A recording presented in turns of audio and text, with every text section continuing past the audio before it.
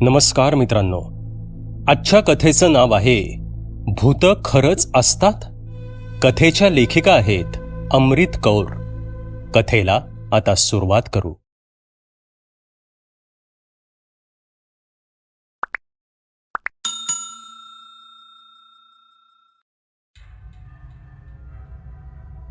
गेल्या काही महिन्यांपासून गावात चर्चा सुरू झाली होती. शहर जोडणाऱ्या रस्त्यावरून येणाऱ्या वाहनांना एका अनाहूत भीतीने पछाडलं होतं.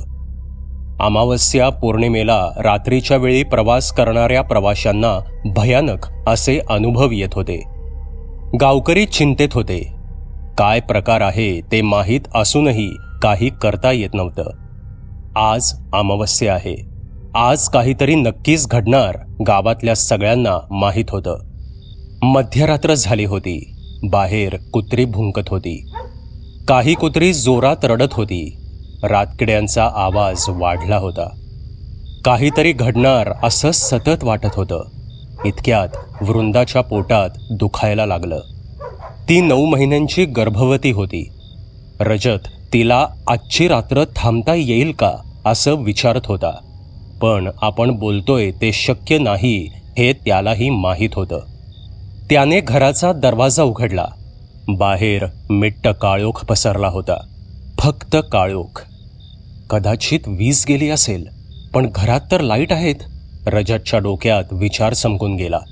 वृंदाच्या कळ्या जसजशा वाढत होत्या तसतशी ती जोरात ओरडत होती. रजतने वृंदाला घेतलं आणि तो घराच्या बाहेर निघाला. एकाही घरात लाईट दिसत नव्हते. आज अमावस्या असल्याने कोणी घराच्या बाहेरही येणार नव्हतं. आजची रात्र सगळे घाबरून राहतात हे त्याला माहीत होतं. त्यावेळेला त्यांच्या आवाजाला कोणी ओ देणारही नव्हतं. सगळ्यांना घडणारा प्रकार माहीत होता.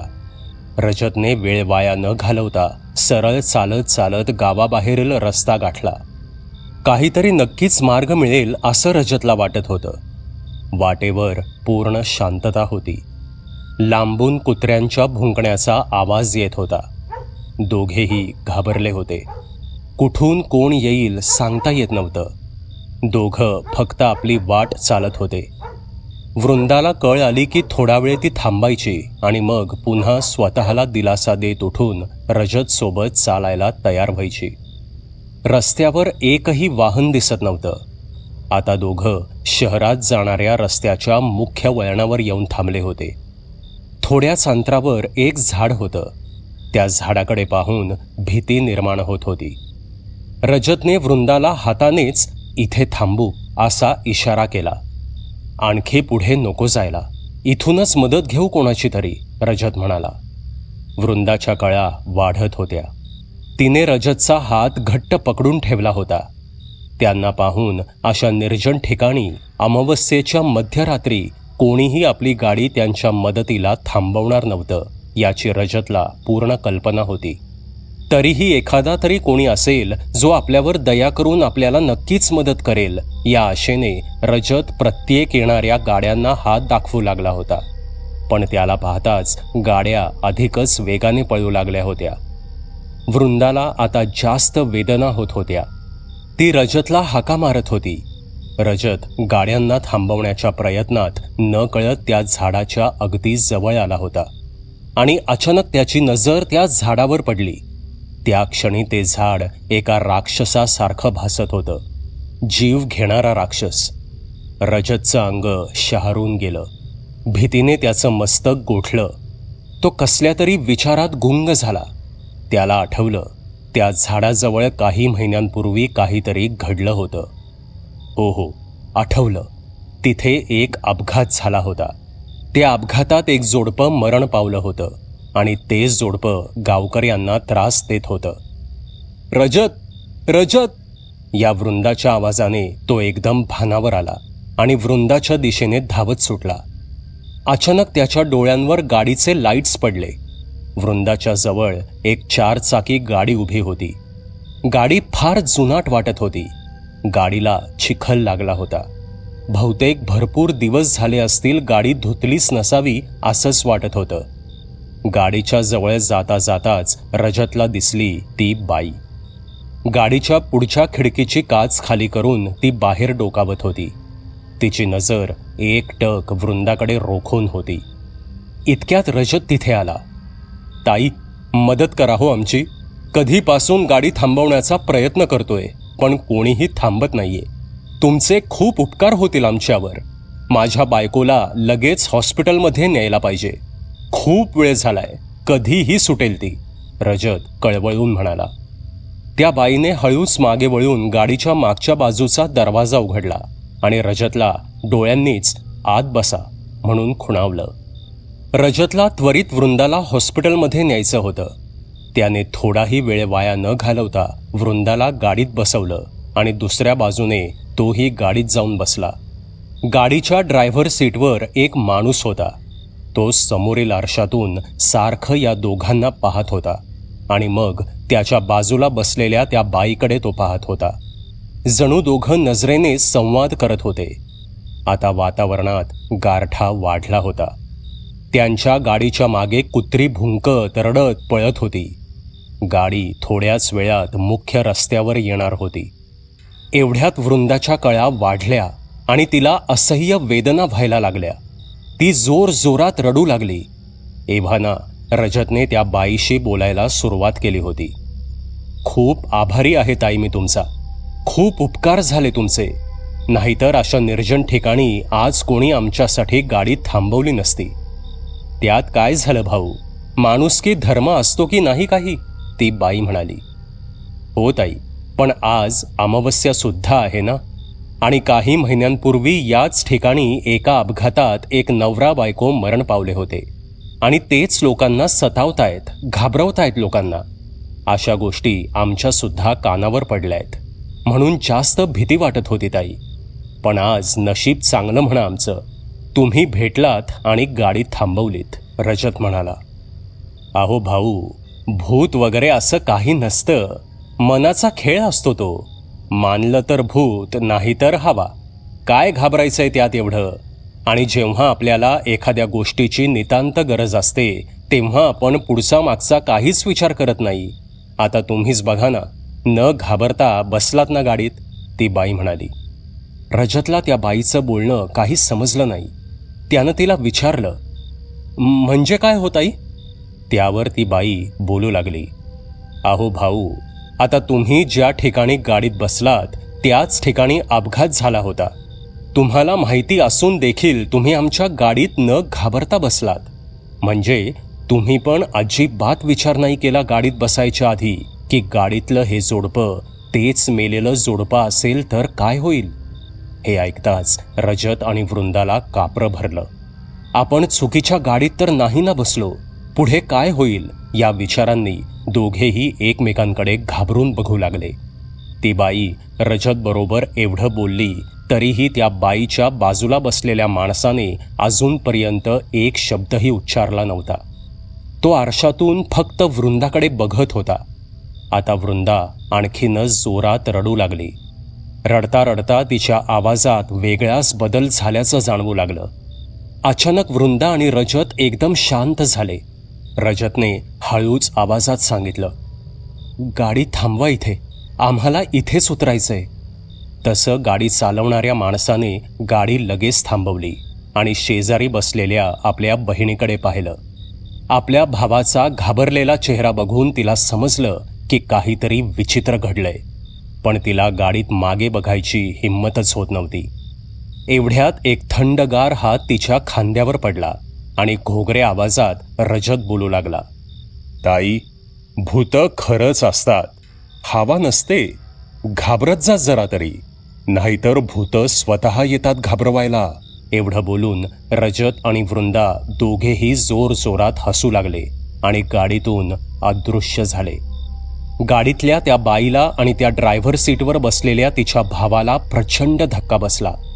त्यांनी बाहेर पाहिलं तर त्यांची गाडी अजूनही तिथेच होती जिथून रजत आणि वृंदा गाडीत बसले होते आणि त्यांच्या समोर थोड्याच अंतरावर तेच झाड होतं.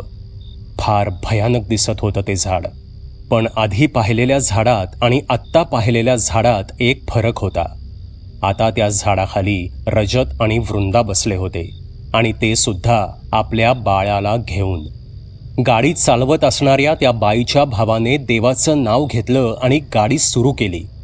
पुढे काही अंतरावर जाऊन त्या दोघांनी आपण सुखरूप असल्याची खात्री केली. त्या बाईने घड्याळात पाहिलं तर पहाटेचे 4 वाजले होते. म्हणजे ती दोघं 4 तास त्याच रस्त्यावर फिरत होते आणि त्यांना ते समजलंही नव्हतं. त्यांनी पुन्हा प्रवास सुरू केला. साधारण 1 तास गेला. पहाटेचे 4 वाजले होते. काही अंतर पुढे गेल्यावर त्यांना एक टपरीवाला नजरेस पडला. तो आपली चहाची टपरी सुरू करण्याच्या तयारीत दिसत होता. ते तिथे थांबले आणि त्यांनी घडलेला प्रसंग त्या टपरीवाल्याला सांगितला आणि त्या टपरीवाल्याने त्यांना जे सांगितलं ते ऐकून त्या दोघांना समजलं की त्यांच्याबरोबर नक्की काय घडलं होतं. रजत आणि वृंदा बाजूच्याच गावचे राहणारे होते. 2 वर्षांपूर्वी दोघं रजतच्या कामानिमित्त त्या गावात राहायला आले होते. त्यांना लग्नानंतर 5 वर्षांनी बाळाचं सुख मिळणार होतं. दोघेही खूप खुश होते. बाळ येणार म्हणून शहरात राहणारे त्यांचे नातेवाईक देखील खुश होते. पण जेव्हा वृंदाची प्रसूतीची वेळ जवळ आली तेव्हा एक दुर्दैवी घटना घडली. रात्रीच्या वेळी तिला कळा सुरू झाल्या. तसं रजत वृंदाला आपल्या गाडीतून हॉस्पिटलला घेऊन निघाला. पण मुख्य रस्त्यावर येईपर्यंत त्यांची गाडी बंद पडली. रजत गाडीच्या बाहेर येऊन मदत मागू लागला. पण गाडी कोणीच थांबवत नाही हे पाहून रजतने वृंदाला रस्त्याच्या मध्ये आणलं आणि तो पुन्हा मदत मागू लागला. पण त्यांचं दुर्दैव, त्यांच्या समोर जी गाडी आली आणि त्यात जो बसला होता तो भरपूर दारू पिऊन गाडी चालवत होता. त्याने त्या दोघांना न बघताच नशेतच त्यांच्यावर गाडी घातली. त्या अपघातात रजत आणि वृंदा दोघेही जागीच मरण पावले. अपघात करून तो माणूस पसार झाला होता. गावात सगळ्यांना हे वृत्त समजताच त्यांनी त्यांच्या नातेवाईकांना बोलवून घेतलं. त्या दोघांवर अंत्यविधी करण्यात आले. पण त्यांची आपल्या बाळाला बघायची इच्छा अपूर्ण राहिली आणि त्याचमुळे सगळं व्यवस्थित होऊनही ती दोघं भटकू लागली. आता दर अमावस्या पौर्णिमेला ती दोघं अशीच आपल्या घरातून निघतात आणि रस्त्यावर येऊन प्रवाशांची गाडी थांबवतात. पण गाडीतल्या माणसांना ते फक्त घाबरवतात. ते त्यांना कुठलीही इजा करत नाहीत. ज्या लोकांना त्या दोघांबद्दल माहीत आहे ते लोक गाडी थांबवत नाहीत. पण जे नवीन लोक आहेत म्हणजेच तुमच्यासारखे ते वृंदाला पाहून हमखास गाडी थांबवतात. गावातल्या सर्वांना त्यांची वेळ माहीत आहे म्हणून अमावस्या पौर्णिमा आली की सर्वजण आपली कामं आवरून घरीच बसतात. कधीकधी ती दोघं गावातल्या लोकांच्या दारात जाऊन सुद्धा आवाज देतात. पण गावातल्या सगळ्यांनाच हा प्रकार माहीत असल्यामुळे कोणीच त्यांच्या आवाजाला प्रतिसाद देत नाहीत. टपरीवाल्याचं बोलणं संपताच एवढा वेळ शांत बसलेला त्या बाईचा भाऊ आता बोलू लागला. त्याच्या आवाजात भीती होती. मला आधीच शंका होती. आज अमावस्या आहे, नको गाडी थांबवायला. पण माझ्या बहिणीनं ऐकलं नाही आणि त्यामुळे मला गाडी थांबवावी लागली. तरी मी त्या दोघांवर गाडीच्या आरशातून लक्ष ठेवून होतो आणि पुढे जे झालं ते पाहून तर माझी स्थिती भयंकर झाली. ताईला कसं सांगू की कसल्या संकटात सापडलो आहोत आपण, काहीच कळेनासं झालं मला. त्या बाईनं आश्चर्यानं त्याला विचारलं, असं नक्की काय पाहिलंस तू आरशातून? त्यावर भाऊ बोलू लागला. त्यानं जे पाहिलं त्याची भीती बोलतानाही त्याच्या चेहऱ्यावर स्पष्ट दिसत होती. तो म्हणाला, ताई, तू जेव्हा त्या माणसाशी बोलत होतीस तेव्हा ती बाई म्हणजेच ती वृंदा जोरजोरात रडत होती. हो, माहिती आहे मला. मला वाटलं तिच्या कळा वाढल्या असतील म्हणून ती रडतीये, बहीण म्हणाली.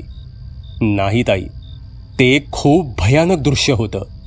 ती रडत होती कारण ती स्वतःच्या हातानं आपलं पोट फाडत होती. मी सगळं आरशातून पाहत होतो. तिनं असंच पोट फाडून त्यातून बाळ काढलं आणि मग ती दोघं एकदम शांत झाली. तेव्हा ताई मी तुझ्याकडे पाहिलं होतं. घाबरून आणि मनातच मी देवाचं नाव घेत होतो. इतक्यात त्यांनी गाडी थांबवायला सांगितली. आपल्या भावाचं बोलणं ऐकून त्या बाईच्या आता कुठे लक्षात आलं की रजत आणि वृंदाच्या जवळ झाडाखाली ते बाळ कसं आलं. या सगळ्या प्रकरणामुळे तिला खूपच भीती वाटू लागली. पुन्हा अशा रात्री कधीच प्रवास करायचा नाही असं त्या दोघांनी ठरवलं. थोडा वेळ चहाच्या टपरीवर थांबून चहा नाश्ता करून दोघेही आपल्या रस्त्याने निघाले.